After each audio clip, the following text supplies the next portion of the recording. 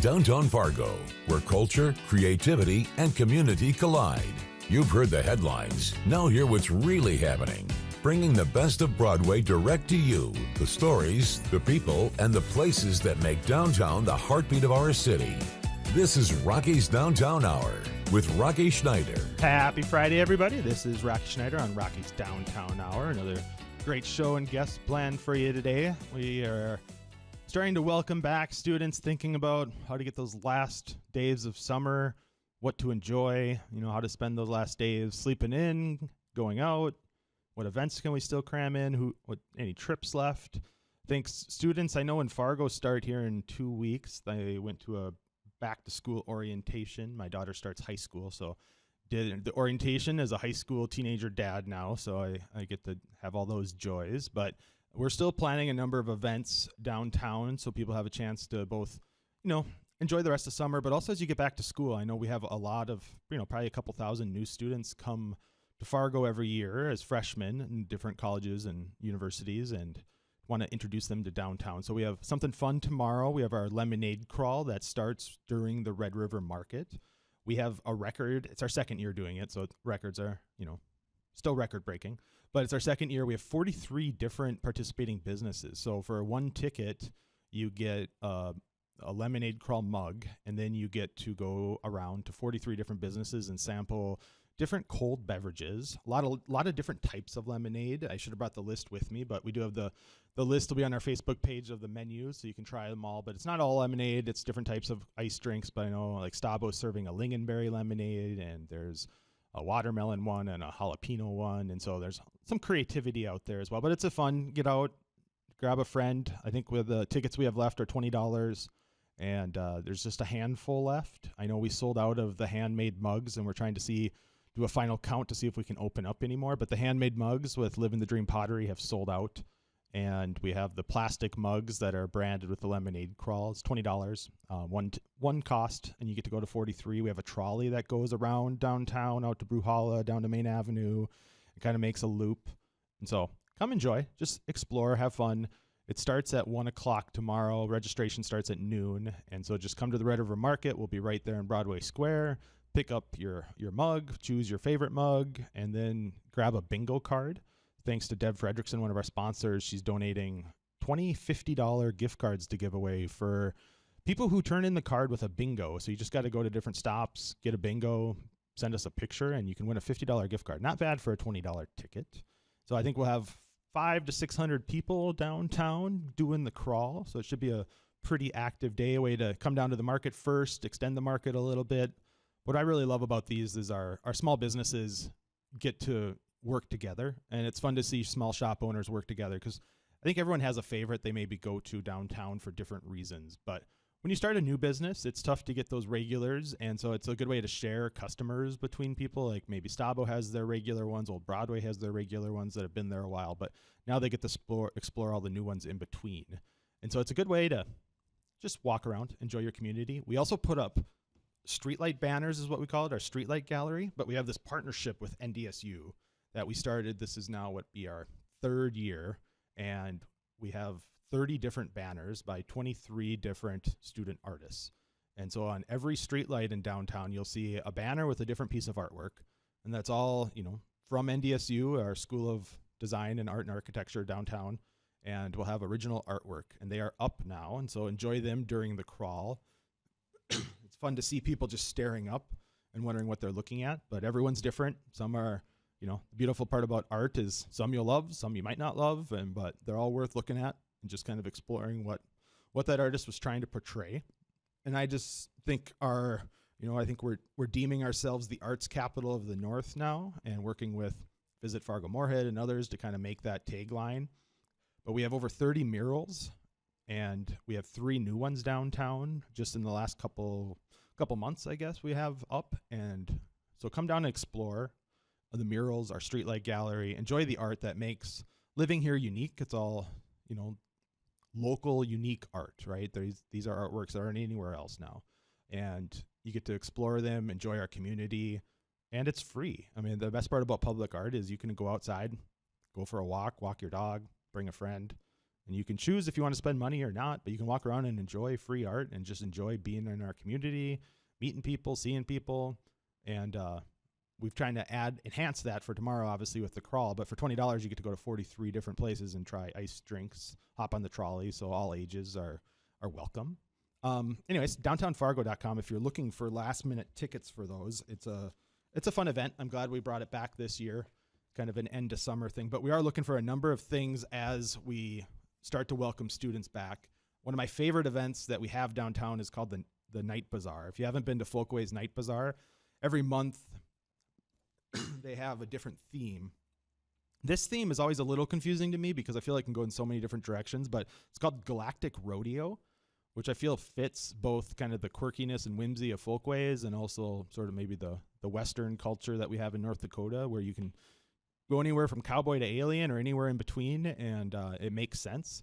But it's just a fun, quirky event. That's on August 20th, next week. It's mark it on your calendars. Again, it's a free event to go to, and there'll just be a lot of fun things to do there. If you're new to town and have never done anything, I encourage you to come to this and just kind of explore the world of night bazaars that Folkways creates. And it's a lot of fun. You can dress up, but you certainly don't have to. You'll be welcome in any shape you come in, and I think you'll have a good time doing it. We have a couple other events I just wanted to highlight that to get on your calendar.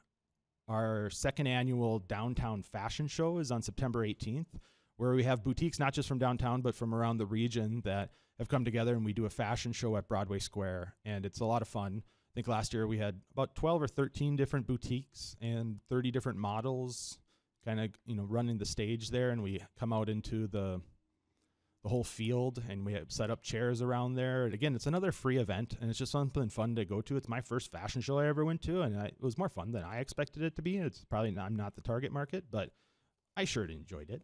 But on the show today, I'm looking forward to a couple different guests. Coming up next, we're going to have Carly Monplaisir from Brewhalla. And this is, I'm really excited to ask her about this because it's called the Skullastic Book Fair, which I think we all know and love from our childhood, the Skullastic Book Fairs. But this is, of course, Drekker's version. And so it's skull, like the bone in your head, Skullastic Book Fair. So they turn it a little bit more adult. It's like the classic Skullastic Book Fair, but with beer. And so we get to ask her all about that. And of course, Brewhalla's always got something fun going on. So we'll ask her about all our upcoming events as well. And then later in the show, we have one of my favorite spaces downtown is the old Firestone building by the Radisson. It was turned into Craftwell. And if you don't know Craftwell, we'll learn all about them. But they also have an event space there that is, I think, one of the coolest small little private places you can rent out for different parties and views. And it's right across from where the convention center is going to go. So it's literally at the intersection of, the convention center, the riverfront, Broadway Square. And they chose to turn the old Firestone station into this event center and their architecture firm.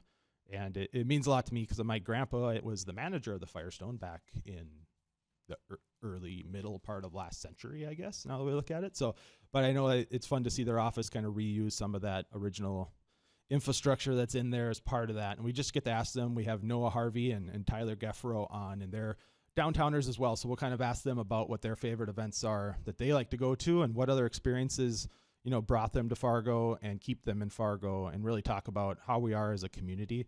Sometimes downtown gets talked about as some sort of separate entity from the city, but it's the city's downtown, it's the region's downtown, and it's where people come to gather. It's where a community comes to celebrate, to make memories, and we'll see that especially with back to school. It's the number one place students go. It's the number one place visitors go.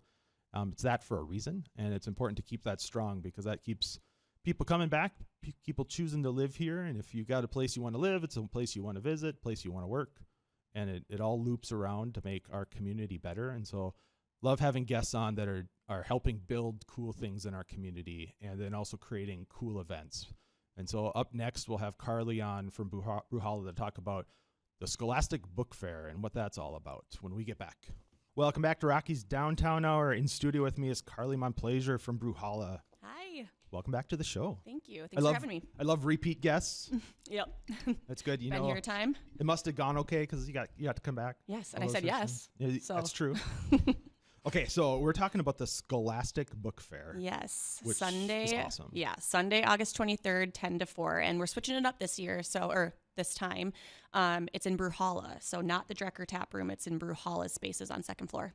Okay, so everyone knows what the Skullastic Book Fair is. Correct. But if you catch my slight change, the Skullastic is different. How'd this come about? Yes. Well, we had to put the Drekker spin on it. So spelled Skull. So I think your nostalgic book fair and just a little Drekkerfied. So we'll have some fun drinks, partnering with More Than Words again. They're so great. They bring all of the items to shop, and then we have the beer and non-alcoholic and drinks to make it a party.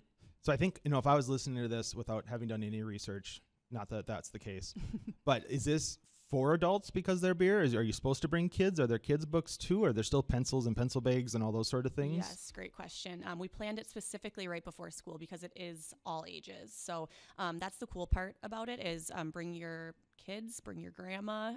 There's something for everybody. So there's coloring books, maybe some things for last minute school shopping, and then books for all ages. So why do you think the Skullastic Book Fair is something that we actually love and remember from elementary school? I mean, nobody's throwing Dewey Decimal System parties, for instance. Yeah, right. Well, I don't know. I mean, personally, I just would get so hyped when that day would come, a chance to have my parents give me extra money to shop. So I think it's just nostalgic, all the memories you have from going to those as a kid, and we're trying to recreate, but in a new and exciting way. Yeah, now I think about it, it was the only time your parents gave you money and you felt so free to I can buy whatever I want. Yeah, and it's kind of perfect with back to school shopping. So maybe you have some extra money, you didn't buy that extra pair of jeans or shoes, you can spend it at Drekker that day or Brewhalla. Okay, so the nice part about Brewhalla is it's never just, you go in and there's booths or something. It's you create a whole experience around it. Right. So how do you bring back that retro sort of Scholastic Book Fair feel? Yeah, well, I think in our marketing, we have a killer marketing team. So they, the graphics are even just spot on for that nostalgia. And then More Than Words really just crushes it with the merchandising of everything. They make it super shoppable, fun, and truly sectioned off for something for everybody. What was your go-to book fair item? I always got the posters. I know it wasn't the books, but that monkey hanging upside down poster or something for my room that my parents were oh, we just spent $20 on a poster. I was trying to remember. I think I bought a Lamborghini poster once, which I wasn't even a huge car person, but Lamborghinis were awesome with the doors that came up. Or those little mind games, flip ones, pamphlet books. Those were always a hit. Yeah, I like it. And More Than Words does a good job with that too, because it's not just a bookstore. You can get all sorts of little knick-knack gifts. Yeah, they have a great selection. Go along with it. Okay, so what year is this of the Scholastic Book Fair? I only think it's year 2, but we try to do it twice a year, so seasonally. We pushed for that back to school time this year, just so you can kind of get some last minute things, get in the zone for reading again, if you aren't an all around reader. But yeah, we try to put one in the summer, one in the colder months too. I'll say kids, teenagers, college kids in general, sometimes they're a tough audience to reach because they got so much coming at them. And I know we're talking about how do you get kids to re-explore, new to Fargo, or maybe they live down south and you want them to come to downtown. How do you reach them and let them know that this is for them? Yeah, well, I think partnering with another great organization or business in town is helpful to kind of cross promote. But then I think Brewhalla and Drekker just hosting so many events throughout the year. We hope that, you come to one, you have a really awesome time, and then you're looking for more events on our socials, on the radio, things like that.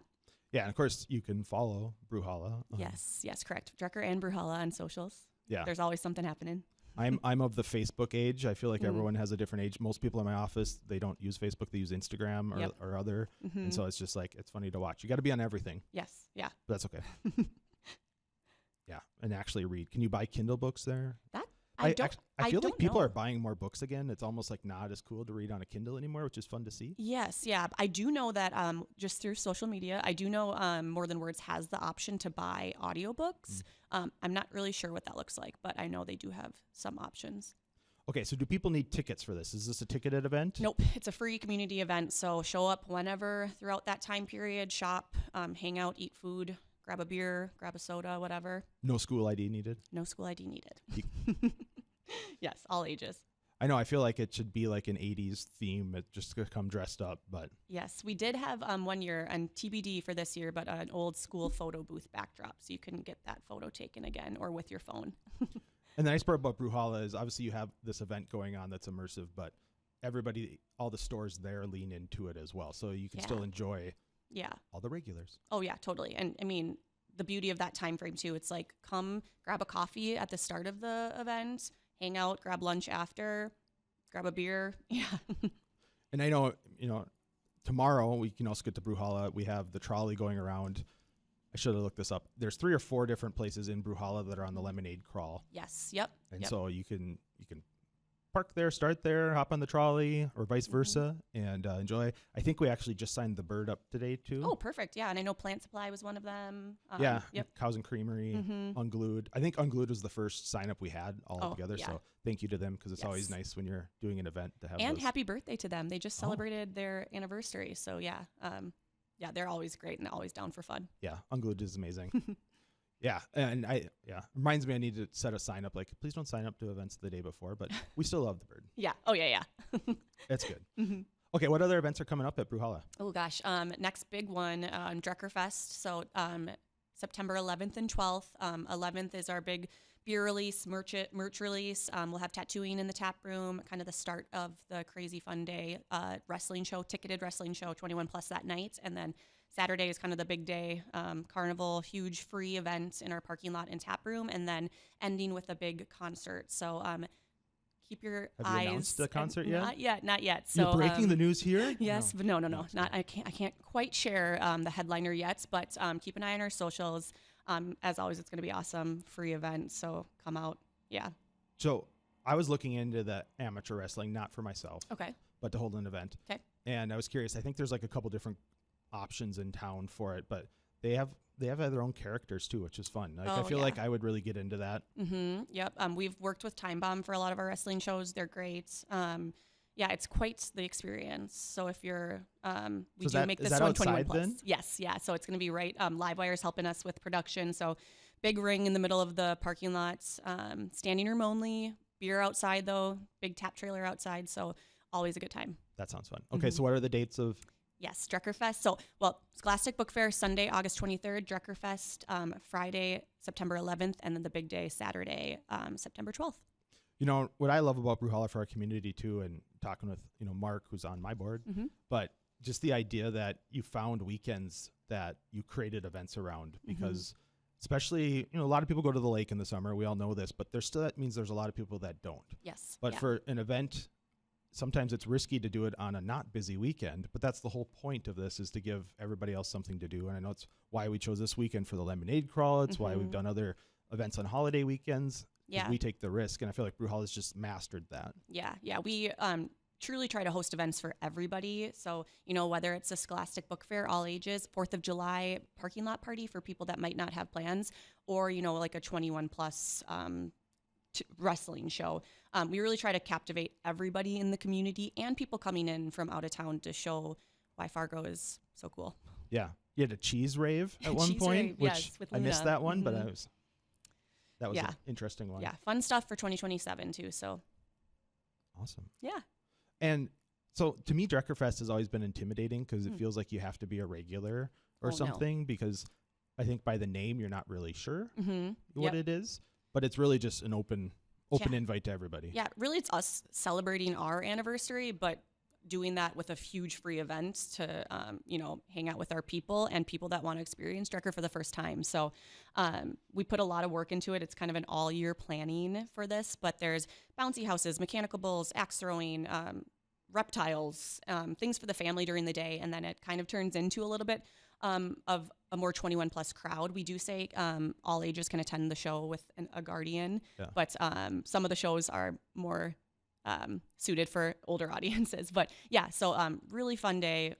You can come whenever, stay for however long. There's going to be food trucks, great drinks, releases. Yeah, you don't want to miss it. So if somebody else, because you guys do your own events, which are great too, but I was just there for 3 days for TEDx. And so if you have an idea for an event, and Paradox just did their comic book show there, and I'm happy to see they just scheduled it for next year, Yes, yep. which means it was a success. Yeah. Batman was running around Brewhalla, all these things. I feel like if you got a great idea, Brewhalla is the stop to go. Yeah, and even if like a private events. So I know I've talked to you about this before, but we do a lot of our events, but we also are an event venue. So if you have a wedding, a corporate event, a birthday party, we have space for literally any group size, any event. So it's always just hitting up our website, putting an inquiry in, and then we get back to you right away. Awesome. Well, thank you, Carly, for joining the show. And Skullastic Book Fair on the 23rd. I'll be there. Yay. All ages. All So ages. come on out, and we'll have you back on the show soon, and maybe talk about Drekker Fest coming up Would love in to. a couple weeks. Thanks, Rocky. Awesome. And then up next on the show, we're going to talk with the guys from Craftwell and what they're building for our community and what comes next. Welcome back to Rocky's Downtown Hour. In studio with me is Noah Harvey and Tyler Geffro. Welcome to the show, guys. Yeah, thanks for having us. Yeah, thank you. We're excited to be here. So you're with Craftwell Yep. Architecture and Construction, which is a business located downtown. If you haven't seen their space, it's in the old Firestone location right next to the Radisson there, 403 2nd Avenue. That's right. Yeah, stop on by for a tour. Yeah. Yeah, just walk right in. Yeah. That's great. Okay, so what is Craftwell? Give us a rundown of the elevator pitch of. You want to do it? Sure. Yeah. Let her rip.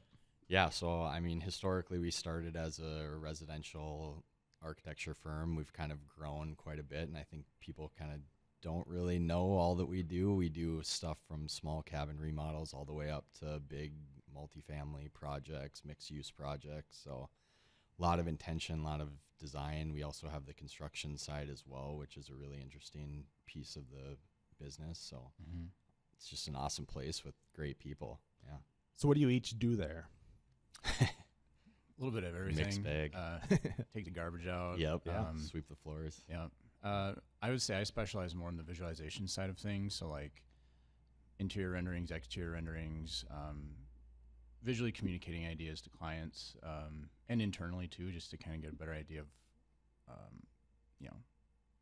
what we're about to do and give more information on making decisions. And then a little bit of project management, I would say. Yeah, I think you're selling yourself a little short on that because Tyler makes us look awesome to everybody. We visualize all our projects and all that. It's great. I kind of consider myself a little bit of a generalist, a little bit of everything from, early concept designs all the way to working through projects and construction. So I'm an architect at Craftwell, so wear a lot of different hats, I guess. Yeah, I feel like Tyler's job almost is what, that's clients can get their head around a picture. Yeah. And then also he's probably the one that, makes it afterwards where they're like, hey, he showed me, it doesn't look like this picture. Yeah, yeah, exactly. Yeah. Why can't you guys do this now? No, it's a really interesting concept to walk people through design. We are well versed in our architectural drawings, plans, elevation sections, all that, but really to help clients visualize it is a huge part of the process. And Tyler does an amazing job at that. Yeah, I mean, and it's evolved a lot too. I would say, like with technology and now AI, it's a lot of clients are doing their own, but it just keeps the ball moving forward. I would say the whole process is messy, and so I would say being able to visualize things helps just kind of simplify some things a little bit. I'm always interested how, the architecture and construction world, how people get into it. I think sometimes you start with a high school job and you get bigger, or maybe you're an artist and you realize you need to make a little more money and you become an architect type or, visualization side of it. But how did you guys end up in this career? I'm excited to hear Tyler's answer because I don't know the answer to that. I was always interested in high school. I was into arts, like that was kind of my first thing, and I did a lot of that. Still do a little bit, but I was also into like construction and, I remember going to a Frank Lloyd Wright house in high school, and I was like, this is incredible. Like to be able to basically create an environment in a space from nothing. There's something powerful about that, and you can do it however you want. Then I found out it's a lot more complicated than that, but that was probably where I decided like this is what I want to do. And what's interesting is Noah and I are actually in the same class in college. I didn't really know that until we started working together. So, but yeah, I guess that's kind of my answer. Yeah. For me, it started in my childhood home. I grew up on A Street. Really enjoyed our historic house and just the historic homes around us. So kind of interest built from that. And then in high school, I had an art teacher that kind of pushed me into it. I like to draw, do some of that sort of stuff. And she kind of presented it as an option to utilize some of those skills. And I kind of slowly tiptoed into it, tried a few things, a drafting class, went to NDSU architecture, and just really fell in love with it the more that I did it. And kind of a fun story, my parents moved out of that house when I was in high school, and then my wife and I just recently bought it back from very cool. the second owner in between my parents. So we're back on A Street, and we love it. So Yeah. Do you have your name carved anywhere in there or anything like that? That's a great question. Hide some old magazines under a floorboard or something? Yeah.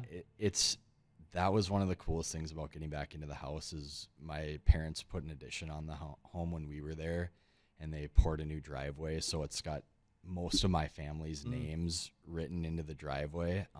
And then I think with a lot of people, you write your name up on the door jamb or something, and you can still see my brother and I's names on there. So it's an awesome place to be. We're happy we're back there. So I assume like any job, there's projects you do, obviously, to pay the bills, and other projects that are like, you get to dream a little bit along with the client.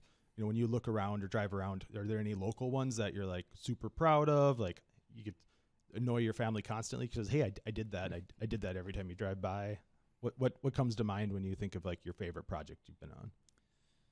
Oh man, we tend to do a large volume of projects.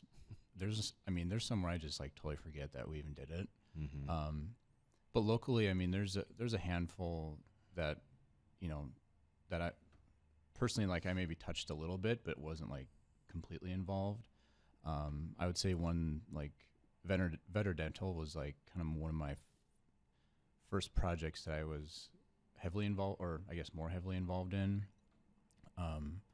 It's all like a team effort, but like that one was fun to like be able to drive by, and now I can see like something, it wasn't there before, and now it is. And we were actually going to put our office on that site, and then things changed. But yeah, there's some in the past too that like that I wasn't a part of that we drive by, and like it's fun to see them. Yeah. Yeah, I think our office is such a great example of the work that we do, like taking an undervalued or, forgotten space and finding a really creative way to turn it into a very high value space, from a design standpoint. And then also, I think anybody would love to have an office in there. So I think that's a cool one for us. And back to the client piece of it, I think we're just lucky that we have a lot of really fantastic clients, that trust us and also bring a lot to the table as well. Like I think the best projects come from that really collaborative approach with the client, them talking through stuff, telling us how they live. We just glean so much from that, and then I think we can translate some of their ideas or the ways that they live into physical space, which is really fun. Yeah, I suppose you get people coming in with a lot of different concepts and ideas, and then you get to introduce them to new ones. And a lot of Pinterest Pinterest boards, stuff Pinterest like boards. that. AI nowadays, like Tyler said. Mood boards, Yep. Yeah, I know you've done obviously work on lake cabins and houses, and you've done some other downtown renovated spaces. I think Beyond Running's new location you guys helped out with. Yep. On MP Avenue. And obviously then, you get to be downtown, so there's all sorts of adaptive reuse potential projects. Yeah. I don't know, do you have people that specialize just on new, that's what they really like, and those that specialize just on like adapting old buildings, or is it kind of you learn a little bit from both? It's kind of whoever's available. Yeah. Like, there are some people that, maybe specialize a little bit more than others, but I would say everyone in our office has done a little bit of everything. Yeah, and we have a small, really tight-knit group, and there's a lot of experience within the group and a lot of people that kind of, hit different pieces. And, you know, our office lends itself really well to the way that we work, because we're all just sitting right next to each other, and we can bounce ideas off each other immediately. So we're lucky to be able to leverage all of that, you know, expertise from across the room and distill it into a project. So you might have two people that are kind of client facing, or the face of the project, but there's 7 people in the background that are there helping us, you know, make these things come to life. Yeah, and I'd say we all know ourselves pretty well, and we all know each other pretty well. So we're you know, no one's really trying to compete with one another. It's very collaborative. Yeah, it flows really nice. Like, it almost seems effortless sometimes. So if somebody's looking to hire Craftwell, is it start with an online application? Do you walk in? It sounds like the good part about Craftwell is you get sort of the expertise from everybody. Yeah. I think they come all sorts of different ways, whether it's just running into people on the sidewalk, or stopping into the office, making a phone call, like introduction from somebody else. I don't think there's like, we send everybody to this one spot. I think it's just organic. Yeah, for the most part, it's very informal too. Yeah, I think some people have an idea of like an architecture office or the industry, and I mean, we're pretty casual. Yeah, kind of intimidating, I think, to some people, and we're, like to Tyler's point, very casual. Like, we're just a player on the team with the owner at the end of the day, trying to help them get to where they want to go. Yeah, it's a very welcoming space. I mean, you guys can see you're all working one big room to everything. You have a pickleball court in there. Sometimes ping pong. Ping pong. Yeah, it's great. I love the building though, but you also have an event, kind of a small, not event center, but event space in there that you can rent out. So that's looking over 4th Street, and probably fun to get to kind of set that up as part of the office space. Yeah, we've done, we'll do like all office meetings in there. We did the last one we did, we grilled out underneath the patio and got a little smoky in there, but it was a lot of fun. And then we have all sorts of different people come in for events, grooms dinners, business meetings, birthday parties, all over the place. So it's a fun little space, and it's really unique space as well. So kind of there to let people make it how they want to. I think we're gonna have our member social there next month is our plan anyways. We're working through the details, and of course that's right across the street from where the Civic Center is and the Convention Center is going. And I love your guys' project because I think you could almost maybe call it one of the first for that whole corridor, right? If you have the old police station, Fargo Cass Public Health, and go down, it's like they're all being redone. I think we have actually Sanford coming on in a couple weeks to talk about the Peltier Lodge further down on 4th Street. So that whole 4th Street corridor is going to be dramatically different in the next there's years. A lot of momentum, and it's cool that it's not just one person doing it, right? I think there's like this collective downtown energy around that area, so that's been really fun to see. All right, when we come back, we're going to talk more about that exact topic and the Convention Center and what downtown might look like in the next 10 years. Welcome back to Rocky's Downtown Hour. We're talking downtown Fargo and what's to come, and with two people responsible for the, I guess, future buildings in Fargo, right at Craftwell here, right across the street from where the Convention Center's going. And Craftwell sort of helped spur the development along that corridor, and I think it's going to change a little bit in the next couple of years. Just a little bit. Yeah. So your space looks directly across the street. And it's a cool space. You got Civic Quad there, right at the riverfront, right on 2nd Avenue event corridor to Broadway Square. I think you were talking offline about it's pretty great working downtown because you can get your choice of coffee shops, lunch options. Yeah. Spend a lot more money working downtown. Yeah. It's delicious though. The coffee budget exploded when we moved downtown. Yeah. I find like it's easier. I mean, with coworkers where I used to work, everybody left for lunch. You know, and they kind of all went somewhere different because you had to drive. Yeah. But when you're walking somewhere, you're like, hey, where are you going? You know? Sure. Totally.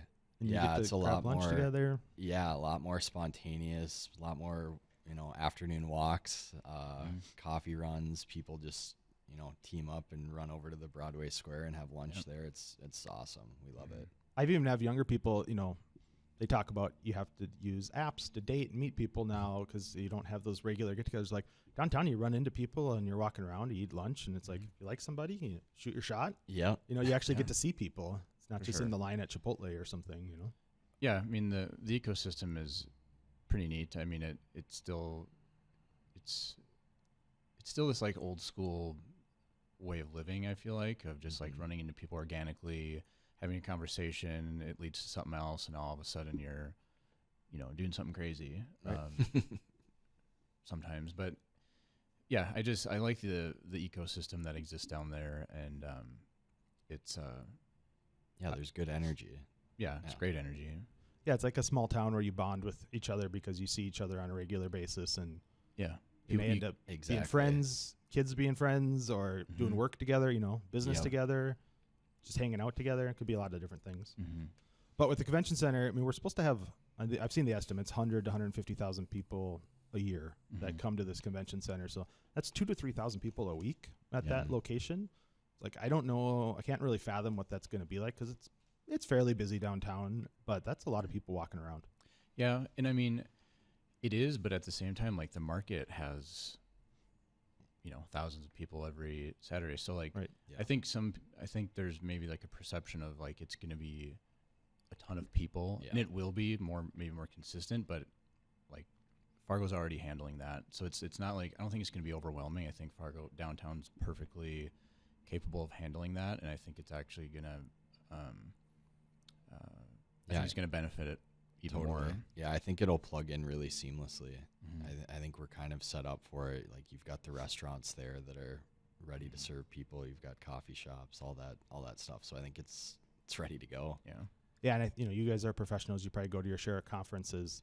Conferences are different than events, you know, where it's not necessarily everyone shows up at, you know, kickoff or at the concert start. It's a lot of coming and going, so it's not thousands of people showing up at one time. Well, and I think exactly what we were talking about, just working downtown, those chance encounters, running into people. I think that lends itself downtown lends itself really well to that for the conferences too. Like, you're in a conference with somebody all day, you didn't have a chance to talk to them, but then you bump into them getting dinner or something like that. You just have that opportunity that's maybe a little bit lower pressure to just chat with them at a lot of lingering Wild or something like that. Yeah, I mean, my favorite part about conferences is not the conference center. It's, you know, if the sponsor has a like your Craftwell event space, you know, they rent that and have their invites over there. Yeah, where's the after party at? Where's the after party? Yeah. Yep. Like, those are the fun. You get to experience the local food scene, you know. I say we have no drive-throughs, no chain restaurants type thing in downtown, so you get to experience local uniqueness. Yeah. Share information. Like, we were here last night for dinner. It was awesome. You guys should go check out Spaghetti Western. I think it'll be cool. I'm excited about it. All right, so I've learned not to ask people favorites, because then they feel like they're leaving somebody out. But if you're going to lunch, where are you going from your space? Oh, man. I always go to Wasabi. Yeah. Okay. Poke Bowl's pretty nice. It's right there. And I'm always trying to find like under $10 lunch. Yeah. And so I'll try to pair things together where I'll get like, you know, a $7 this and like a $3 that. We just did a post on Downtown Fargo's Instagram about under $10 lunches. Oh, really? It was pretty popular. 'Cause I think a lot of people Check feel the that same out. way. I missed that one. Yeah. Cool. Because like you said, as a regular going out to lunch, you can't sit down and spend $20 on lunch every day. It's not feasible. But sometimes I want like a cup of soup or like a small sandwich. But there's so many good options. Little Brother, Moonrise, even Nicole's. Like, Nicole's, just because that's in between home and work, that's a awesome spot. Yeah, and Little Bodega and great sandwiches. Yeah, and what's that new spot that Yeah, just the opened? Iceland. The Yeah, Icelandic Oh, place. so and Lowe's. it's so good. Yeah, if nobody's ever had skyr before, It's so good. it's worth the experience. Yeah. It's way better than normal yogurt. It is good. Yeah, I get like the lemon curd on top of it. Yeah, It's good. it's fun to just like, that's like, if you want to do something different that you haven't tried, it's like kind of low risk, you know? Yeah. I like how you hit on everything in a 2-block area. So nailed it. I mean, we're kind of regulars everywhere. When you work there, you kind of, it's not just one spot. I started asking people when I interview them about like for jobs and stuff, what's your favorite coffee shop? Not that there's a wrong answer, but I feel like there's enough where you can start to like stereotype people by like their different answers. Mine's always like, it depends on what you're for, looking for, right? Time of day, Yeah, like I went to Moonrise today to try to have a meeting, and it's like it's too popular for a meeting, but we still went there and then went to Broadway Square, you know, and sat there. For sure. Yeah, that's great. I mean, Atomic's a great meeting spot. Yeah, Bruno's, we're Bruno's big is good. Bruno's guys. We're good buddies with them. And Atomic is still going strong. Yeah, Yeah. that's Atomic's awesome. great. No, but Lane and Aaron are doing great stuff. Yeah, Their Cruffin up they're- there is amazing. Yeah. It's hit after hit. Yeah, Like every time you go there, it's it's so good. yeah. And Revival is moving into the old Youngblood space in a couple of weeks. Oh, cool. Yeah. I didn't know So that. That's awesome. Quick turnover. Yeah, I mean, I think everyone's perception is different about things, but there's ideas about, downtown, 1 minute. everything's like closing downtown, but no, everything's just recycling. Like, Yeah, things will there's a close, but other rebirth. things are opening, and Yeah. like, Yeah, like you said, we have 10 plus coffee shops, 30 plus restaurants, a couple dozen boutiques. yeah. Mhm. There's like people like for the lemonade crawl tomorrow as we close out the show. If you're still buying tickets, we have I think 2 dozen left now online of the plastic Okay. mugs, but there's 43 different stops of Yeah. different stores to go in. There's a lot going on. Awesome. Yeah, it's a great place. We got to shut out the crew from Craftwell because they're listening to us on the Sonos Yeah. speaker. So All Hi, right. guys. All right. Well, thank you for coming on the show. If you want to learn more about Craftwell, you can just Google them and find out all their different projects. They got a lot going on. Beautiful stuff. Otherwise, everybody enjoy one of these last summer weekends. Get outside, enjoy the weather, and be kind and smile.